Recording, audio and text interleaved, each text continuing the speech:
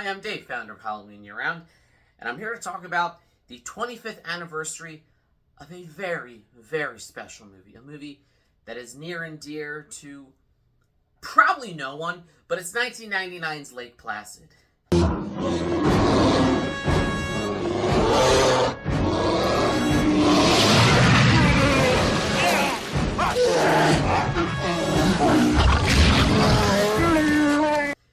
Yes, it came from that era in the 90s of like disaster, big animal movies. Yes, it is probably one of the worst movies to come out in 1999. Roger Ebert even put it on his 10 worst movies list of that year. But there's just a charm to it that I can't ignore. So I just kind of wanted to talk about it a little bit and pay it homage, for its 25th anniversary. So in a plot, kind of similar to 1980s Alligator, you have this big crocodile, loose in a lake, eating fishermen. You have Bill Pullman as this like game and wildlife ranger. You have Brendan Gleeson as the sheriff. You have Bridget Fonda as this paleontologist because we're doing the Jurassic Park thing because it's the 90s. You have Betty White in what is objectively the best role she's ever done. And I'll get to that later. And Oliver Platt playing a character that I feel like should be British because he's such... I don't even know what... He's like such a rich, entitled prick. It's like... It's weird that his accent isn't British in it. So you've got this crocodile in a lake that's not even Lake Placid. It's called Black Lake, which is a fictional lake set in Maine. Except the movie wasn't even filmed in Maine. It was filmed in British Columbia. So you have a fake lake in Maine that isn't real, with a movie titled Lake Placid, even though that's not the name of the lake in the movie, actually shot in British Columbia. And you have, of all people, Stan Winston and his team. This is the man who worked on Terminator, on Jurassic Park, on Aliens. Winston and his team did legendary work.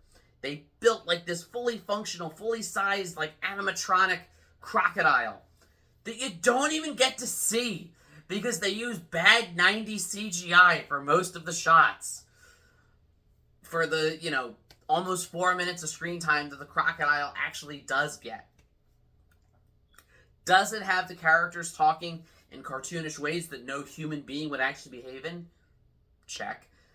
Is it trying to cash in on the success of Independence Day by casting Bill Pullman only a couple years after that movie came out? Check.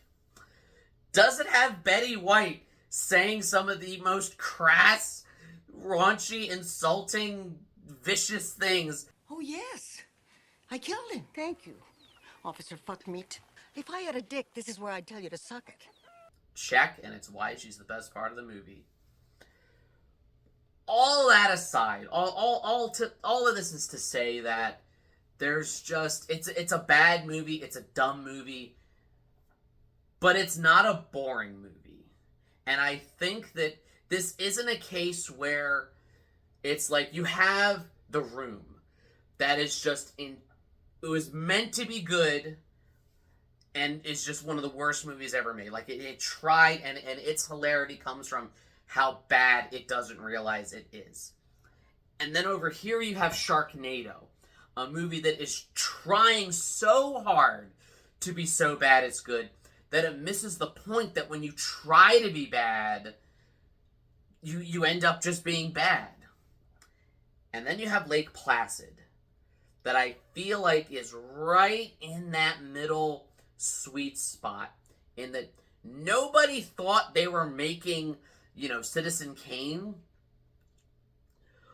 but they didn't go so far to like deliberately be bad like with Sharknado. I get the sense that they knew it was going to be campy, they knew it was going to be cheesy, and they cared just little enough. They had just the right amount of apathy from the studio and everyone had just the right level of they know what this is, that it winds up being not intentionally bad to be good, but also not trying to be good and unintentionally bad. that perfect 90s sweet spot of like, it knows it's dumb. It knows it's just for fun. And it's not really trying to be anything but that. And when it is, it's kind of winking at the audience like, we get it. We get it. So for those reasons, I've always had a soft spot for Lake Placid. It's a movie that I'm never bored watching, if for no other reason than just Betty White is hilarious in it. And I cannot stress that enough. This is my favorite thing that she has ever done. And I'm counting when she hosted SNL. And I'm counting all the other stuff she did, into her 90s. And the world is a truly darker place without Betty White in it. Rest in peace. So, let me know what you thought of Lake Placid. Again, these are just my thoughts. I would love to hear what you thought of it. Leave me a comment if you just think it's dumb and you can't stand it. That's okay. I understand.